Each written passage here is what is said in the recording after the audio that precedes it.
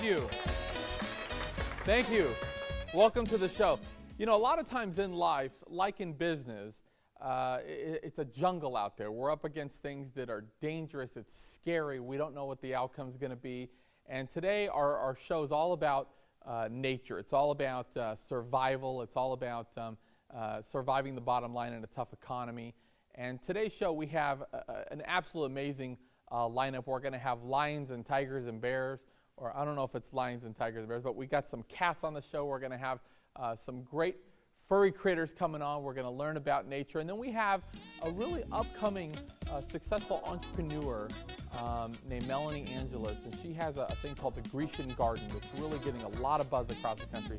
Stay tuned. Don't go anywhere. It's going to be an amazing show. Real estate today offers incredible opportunities, low prices, and extremely low interest rates. Hi, I'm Amy Norris from Amy Sells the Beach. Right now, there are opportunities in all areas. Our team can help you put your money to work finding your dream or investment property. And if you're looking to sell, no one can give you better exposure to buyers and make your property stand out. Experience matters when looking for opportunity. I'm Amy Norris. See why we're #1 at amysellsthebeach.com. When visiting Gulf Shores, Alabama, make sure to visit the Gulf Coast Zoo, home of the little zoo that could from Animal Planet. Get up close in our petting zoo. Enjoy our unique animal encounters. More than 300 monkeys, bears, reptiles, big cats, parrots, and more call a Gulf Coast home. Come on, go wild at the Alabama Gulf Coast Zoo. Thank you. Thank you. Today on our show, you know, we have an amazing lineup. We want to welcome back Dr. Tom Schneider, our co-host here. And as you can see, we have some amazing guests ourselves. We have our friends stopping by from the Alabama Gulf Coast Zoo, and really an amazing zoo. It's cutting edge, and they've brought in some friends for us to be introduced to. Now, this little guy here. This is Tell us Trey. about Trey. Trey is a white-faced capuchin monkey, and she is actually 8 years old. And she was born at the zoo, but she is a special needs monkey. She has to go everywhere I go. She has seizures. So she's very special. She goes, Can I touch it, or will I get bit? No, she won't bite you. She's very sweet. Oh, look at that. Now, you want to see something amazing? During the break, her name is Trey. Yeah, because we've already met. She's already come on to me. She wants a date. Right, she thought you were nice and hairy. She did. The musk. It's the musk. It's the testosterone. Yes. Now, how old is Trey? She's 8. She's 8 years old. She's 8 years old. Okay, and you said she was born in captivity. Yeah, she was born at the zoo. Now, their natural habitat. South America. South America. You can find them even in Costa Rica. Okay. And what would Trey's normal diet consist of? Fruits and vegetables, insects, small mammals. They're omnivores, true omnivores like humans are. She was Now, who else do we have back here? This is Gonzo. Here, just hand her to me. Gonzo. Step up, Gonzo. And Gonzo also was hatched out at the zoo. Try to go to Mickey. There we go. And Gonzo is called an umbrella cockatoo. Step up, Gonz. Come on and step up. And I've had a couple of bad experiences. With cockatoos, Gonzo bite? Gonzo is just not quite a year old, so she's still just a young one. And no, she's not a big biter. She's just learning what her beak is for. She's not biting. She's feeling and touching, and she likes to chew on my fingernails. No, would she like my fingernail? Sure. I doubt it. Joke. That's a joke. You can give it a shot if you want. No Now, way. now Gonzo, the natural habitat, this bird is These from guys are from Australia. Australia. Okay. All cockatoos are from the Australia area, and there's several different subspecies. But we have a breeding pair of cockatoos at the zoo, and that's where Gonzo comes from. She was hatched out actually at the zoo, and her parents had her for about 7 days, and then we pulled Gonzo and hand raised her. Actually, Mickey, the person that just handed her to me, has actually raised Gonzo from about, Mickey, a week? 10 days old, yeah. Wow. So she's 10 days hand-raised her old. from So there. She's had her ever since. They're just really ugly little balls of meat with some feathers sticking out. They're very ugly, and that's where she got her name Gonzo, because she looked like the Muppet Gonzo, with a really big beak and a very small body, and so she got that nickname. Now, will she come to me, or? Yeah, you just tell her to step up. Step up. And put I'm your hand right terrified up right now. You're Oh, okay. that feels weird. Oh, hi guys. Okay, she's staring me down. We're Yeah. having a. Yeah. Yeah. She's checking me out. If I say Wow. See, the delicatessen- monkey's attracted to you, the bird's No, attracted to him. exactly, and that's the way it should. A Now, little, I have a question for you. it's Because, I'm the afraid- ring. Hey, don't bite. you know, Be nice. He's sweating over there. You're making him nervous. you know, lots of people have these as pets or some form Yeah. of this, and the sort of caution that was given when you buy one. I don't have one. I have a hawk. No, Really? really. That's yeah, interesting. Yeah. No, but the thing that the breeders say is that you really have to consider that they can live for Over 100 years. over 100 years. Yeah, they don't make good pets. Birds do not make good pets. I know of a few individuals that have birds that really put the time and the effort into them. Yeah. But birds are very loud. They're very needy, specifically cockatoos. Yeah. They love to be handled and touched. And if you can't do that, then they'll start plucking their feathers, and they can have a whole host of problems. Wow. Oh, Isn't that interesting? 100 years. Watch out beside you there. Yeet. Watch out beside me. Oh. Oh, yeah. Wow. Now this Come here, guy. Okay. I'm interested, Oh, come and here. he's hissing at us. No, he's hissing because he's mad because of the guest that's going to be following him. He's not happy that Oh, I see. He's getting he's not bumped. happy that he's going second. Yeah, and I That's can, showbiz, buddy. You're getting bumped. now, It's does a- he need more room? Because I can, I can leave. Wow. This is the African serval, and his name is Caesar. He also was born at the zoo. We do breed and raise servals at our facility for educational animals. Now, Caesar goes out and does shows all over the place. Is that right? Usually he doesn't go second fiddle to the next guest, but he is today, and that's what he's a little aggravated with. I see. But he does go out to different school groups. He does shows at our zoo. We've had him since he was, what, 2 days old when I pulled him. His mother's not very good, and we almost actually lost him. I waited a little long to pull him. I was hoping that she would do a little bit better job. I'd like to have this, and I mean, talk about the talk of the town. You're walking your dog, and this thing would run the neighborhood. There are Would people you that like to them. have one? Seriously? I that- would. So those pills that you take in the morning, I want you to take 2 of them. Yeah. Tomorrow. These guys my don't make good gosh. pets. There are people that do have them as pets, but as a general rule, they don't make good pets. They are carnivores. They don't use the litter box consistently. They do pretty good, but not all the time. I mean, And what are you going to do if they don't? You can't really get there's, on them. there's not a whole lot of Yeah. discipline going on. And the people that do generally have them declaw them and you know, alter them as far as you know, neuter or spay, Yeah. and that's okay. Declawing, we don't really care for that. If you have to alter the animal to be able to keep as a pet, probably it wouldn't make a very good pet then. And the natural habitat of this would be. African grasslands. Now I know that the Alabama Zoo you've gotten a lot of notoriety. I know you've been on some talk shows, Craig Ferguson. Yep. That they did something amazing during one of the hurricanes that I want to talk about. And I know you have a special guest for us. We do. So don't go anywhere. We'll be right back. You're going to want to see this. Real estate today offers incredible opportunities, low prices, and extremely low interest rates. Hi, I'm Amy Norris from Amy Sells the Beach. Right now, there are opportunities in all areas. Our team can help you put your money to work finding your dream or investment property. And if you're looking to sell, no one can give you better exposure to buyers and make your property stand out. Experience matters when looking for opportunity. I'm Amy Norris. See why we're #1 at amysellsthebeach.com. When visiting Gulf Shores, Alabama, make sure to visit the Gulf Coast Zoo, home of the little zoo that could from Animal Planet. Get up close in our petting zoo. Enjoy our unique animal encounters.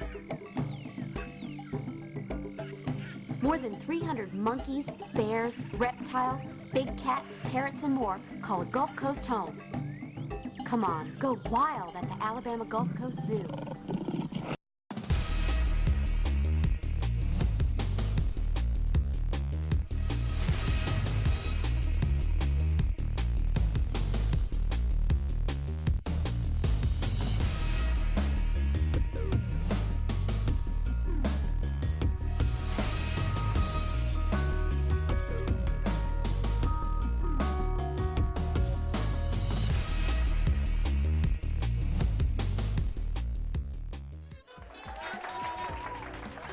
Thanks for sticking with us.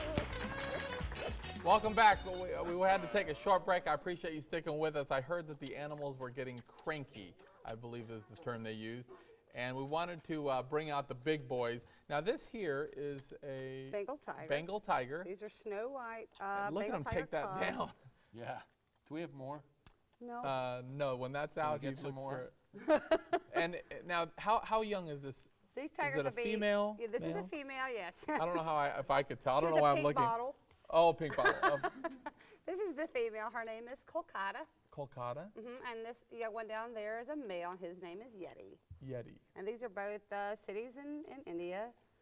These cubbies come with birth certificates and names when we get them. These cubs come from the Marcon Tiger Preserve in Ponce de Leon, Florida. We raise all his cubs for him.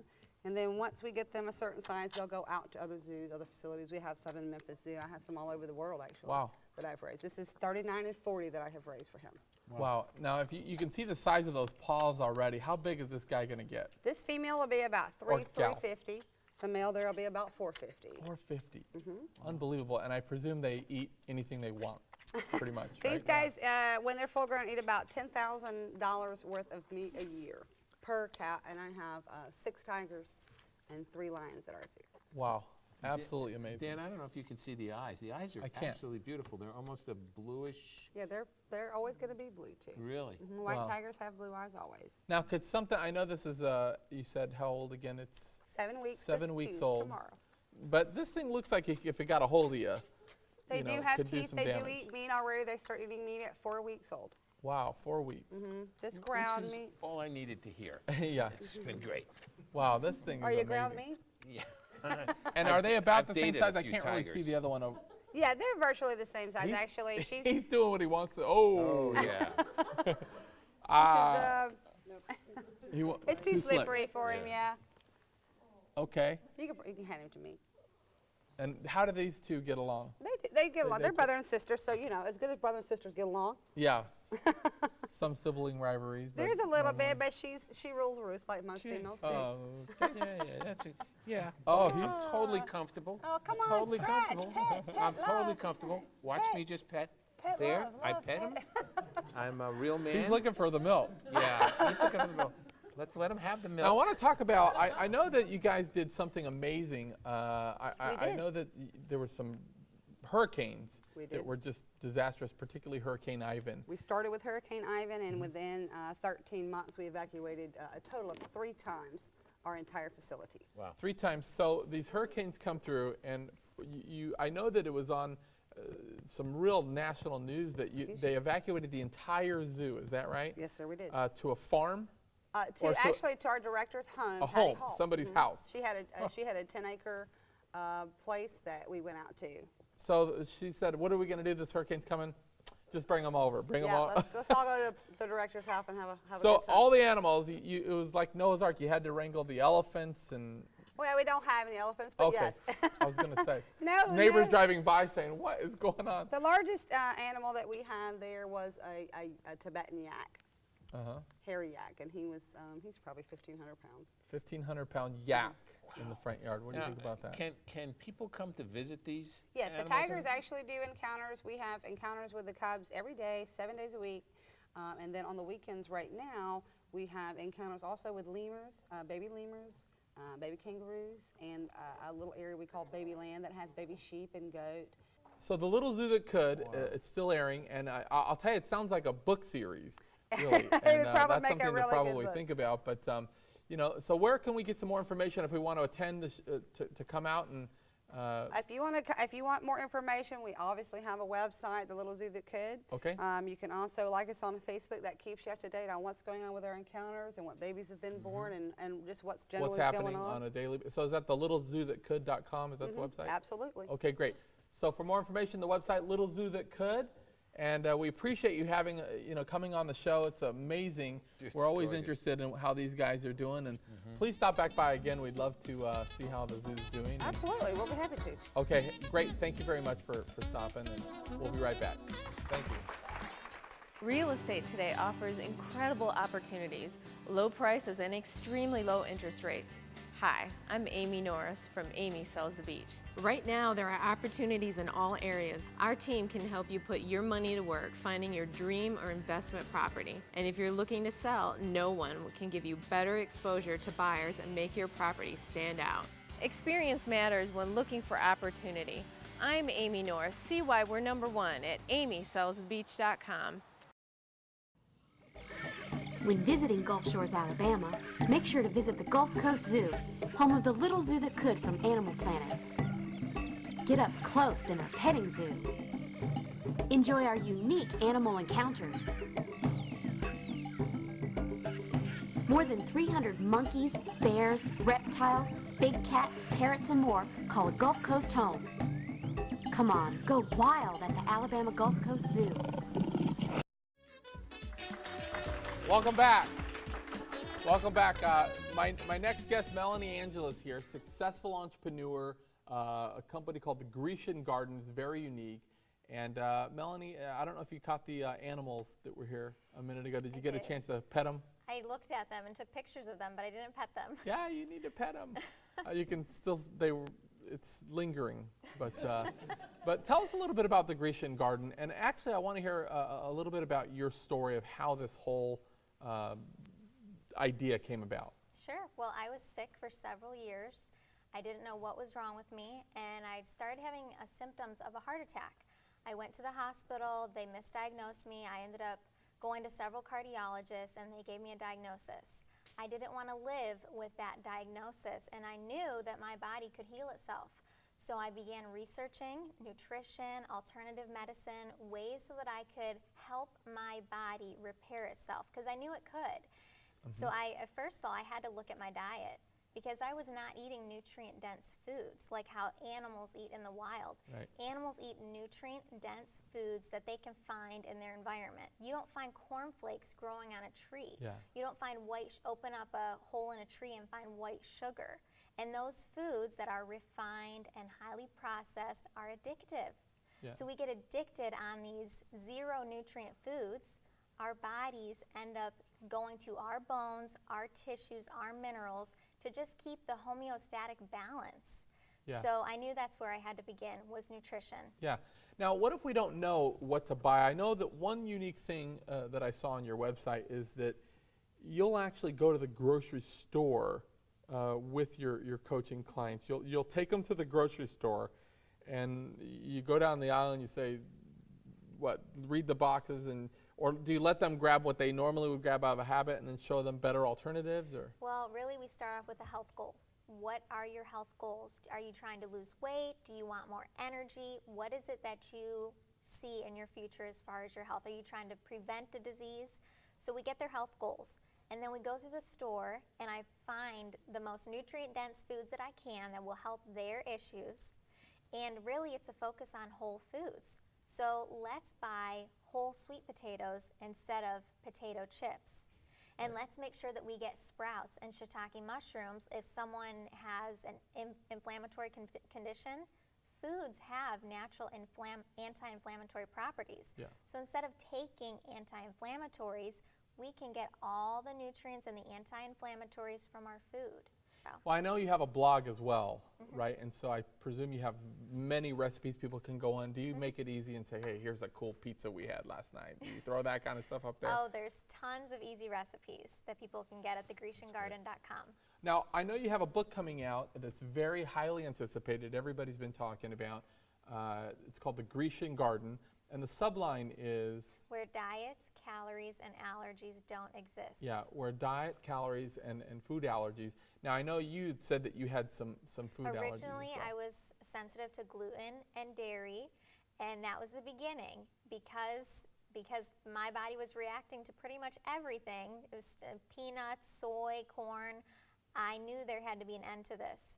So when I healed my body with food, with nutrition, and then I actually started implementing some alternative medicine techniques, such as using homeopathy, I was able to desensitize my body. So I didn't have those food allergies any longer. Wow. Well, you know, that's a great point, because I've read, it's a big thing right now about gluten allergies and how they're linking different food allergies to like ADD, ADHD, all these things. And, you know, 40 years old, I was reading an article and I thought, like a light went on, and I thought, you know, I might have an allergy to gluten. There was a magazine, and I don't know how you can live 40 years and not know this about yourself, but I read this little deal and I had like all the symptoms, And what I notice now is when I eat gluten, I get like a little, almost like breakout in hives, and instantly I'm really fatigued. When I run in the mornings, I'm half the distance. I'm winded. I never realized how much it really affected me. But what's great now is I know that the alternatives out there, you're not really missing anything. They have pizza crust and bread, and you can pretty much get anything you want now, gluten-free or very friendly to other type food allergies. Oh yeah, the gluten-free, allergen-free world is exploding. Yeah. But also keep in mind, America was focused on wheat and dairy and corn and high fructose corn syrup and everything. So it was pretty much inevitable that we were going to be having these types of food allergies because those ingredients were in every single type of food. Yeah. Every processed food had those 4 ingredients in them. So the gluten-free diet really expands your diet, and you get to experience grains from other cultures such as amaranth or quinoa. So really the gluten-free diet kind of opens up this whole other ethnic world of food to you. Now the book will be out when? Summer of 2012. Summer of 2012, and if people want more information about your blog or how to get these amazing recipes or how to acquire Melanie to go shopping with them, where do they go? TheGrecianGarden.com. TheGrecianGarden.com, there you have it. And thank you so much for coming on the show, Melanie. Come back anytime. You're an amazing guest, and we look forward to picking up the book as soon as it comes out. Don't go anywhere. We'll be right back with the business point of the day. Stay tuned. Real estate today offers incredible opportunities, low prices, and extremely low interest rates. Hi, I'm Amy Norris from Amy Sells the Beach.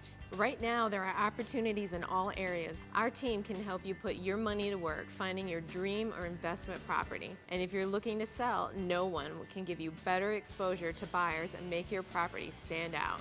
Experience matters when looking for opportunity.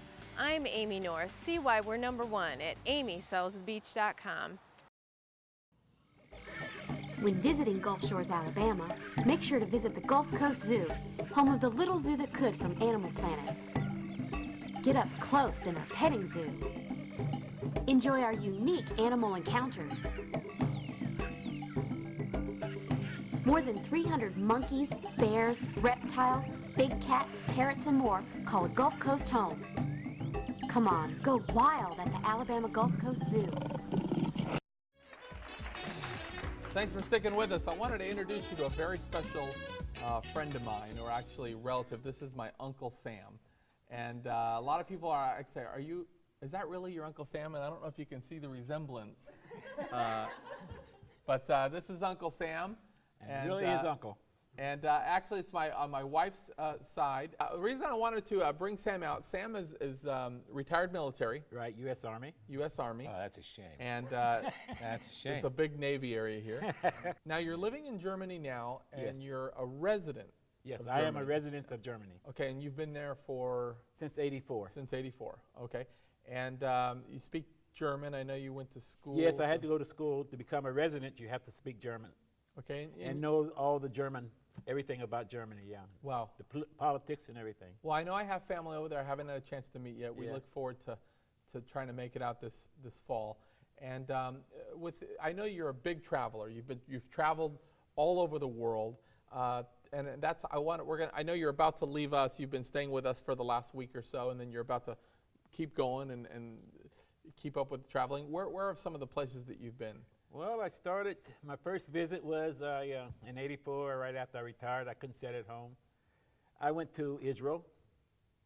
At that time, we could fly military into Israel, on the embassy flights.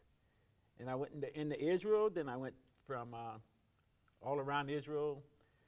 Then I went back home after a month there, and I went back home. And so every year now, I'll pick 2 countries or 1 country to go to. Yeah. I have been, which I actually backpacked through. I did Abu Dhabi, Kuwait, Oman, Masira Islands off the coast of Oman, and I did Dubai, Yeah. Bulgaria. Never did Germany because I live there. Yeah. Well, listen, we appreciate you coming on the show, Sam. And if you would touch base with us, let us know how your travels are going, and say hi to the family in Germany for us. Tell them I hope to meet them this fall. Well, we're looking for you to come over there. I'd love to meet him. Yeah. I know you went backpacking all through Turkey, Istanbul with my wife a few years ago, and she Yeah, had a blast. I went there before she was your wife. I know that. I heard that, but I hope you kept the guys off. And I almost got 3 goats for her. Okay. Well, That is true. I heard you wore her out. She's in Yes. pretty good shape, but she says, man, you can't hang with Uncle Sam.